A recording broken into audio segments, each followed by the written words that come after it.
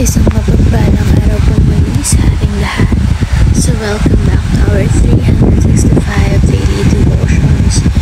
So today is September 6 and today is Friday. So since today is Friday, this is our 5th installment of our current series, which is the 7 pillars of complete trust in God. So ang topic natin for today is trusting in God's wisdom. So, in connection to our topic for today, ang Bible verse natin tatalakayin ay ang Proverbs chapter 3 verses 5 to 6. In New International Version, trust in the Lord with all your heart and lean not on your own understanding. In all your ways submit to Him, and He will make your paths straight. In Filipino translation naman, or in Magandang Balita Media Version, kay Yahweh ka magtiwala, buong puso at lubusan, at huwag kang mananangan sa sariling karunungan. Sa lahat ng iyong gawain siya nga'y alalahanin upang ika'y patnubayan sa sa iyong mga tatahanan. So, as our topic says, trusting in God's wisdom. So, when we say wisdom, ano ba ibig sabihin ito? So, wisdom is yung proper application of knowledge, diba? So, what is knowledge without the proper application, diba? So, kapag nagkakaroon tayo ng knowledge or nalalagyan tayo ng input, diba? Syempre, kailangan natin yun i-apply, and wala ring sense yung knowledge na yun kung hindi natin siya ma-apply appropriately, diba? So, kaya nga mayroong salitang wisdom, which is yung proper application of knowledge. And si God, alam naman natin na He is all-knowing. Hindi siya nagkakamali. Never siyang nagkamali, diba? So, dahil nga, hindi siya nagkakamali, He is just and perfect, diba? So, we have to trust in His wisdom, diba?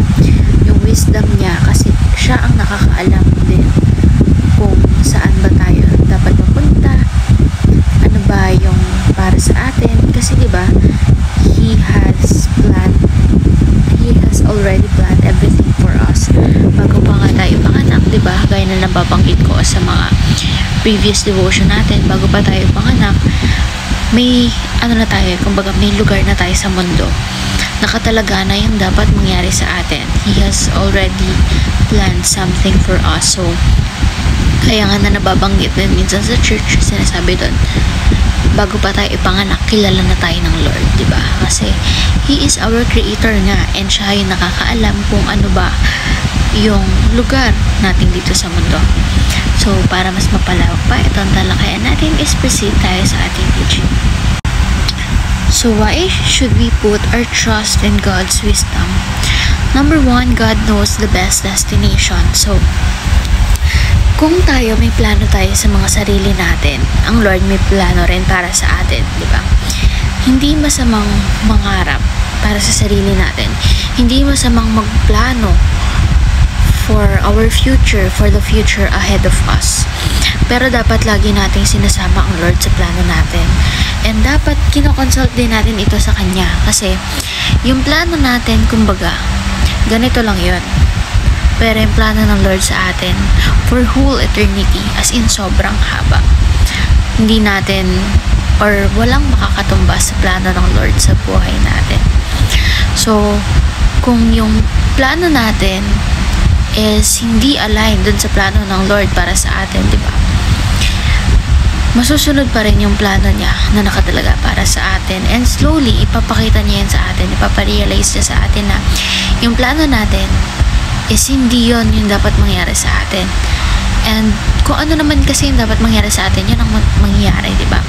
Hindi porket kunwari, ikaw gusto mo mag-doktor, pero hindi yun yung plano ng Lord sa'yo, so hindi ka magiging doktor, di ba?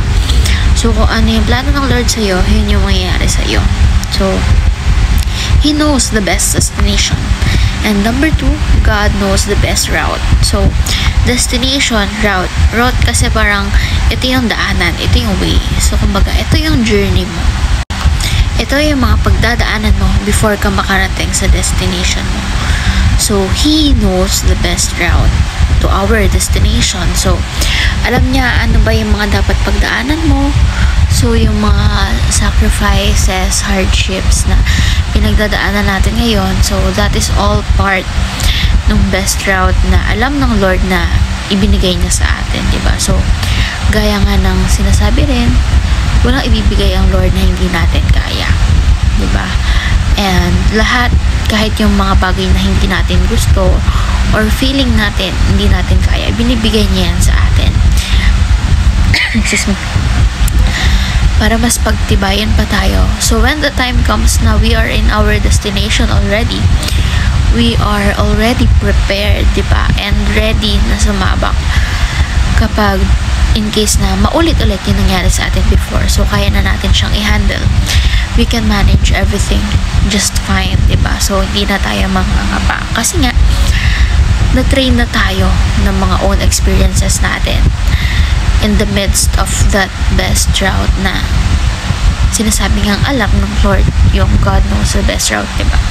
And number 3, God knows the best vehicle. So, we just have to acknowledge His wisdom, which is our vehicle, kasi nga, trusting His wisdom is the best thing that we can do dahil He is our creator and He is all-knowing, diba? So, we have to trust Him, acknowledge Him, not ourselves. So, gaya nga sa verse, lean not on your own understanding, in all your ways, acknowledge Him and He will make your path straight. So, siya yung nakakaalam ng destination, best route, and best vehicle natin. So, we have to rely on Him. So, ngayon naman is proceed tayo sa ating application. Number 1, trust in the Lord with all your heart. Number 2, lean not on your own understanding. Number 3, acknowledge God's wisdom. So, for our discussion part right now, after watching this devotion, we should be able to tell, based on our devotion, what is or what are the best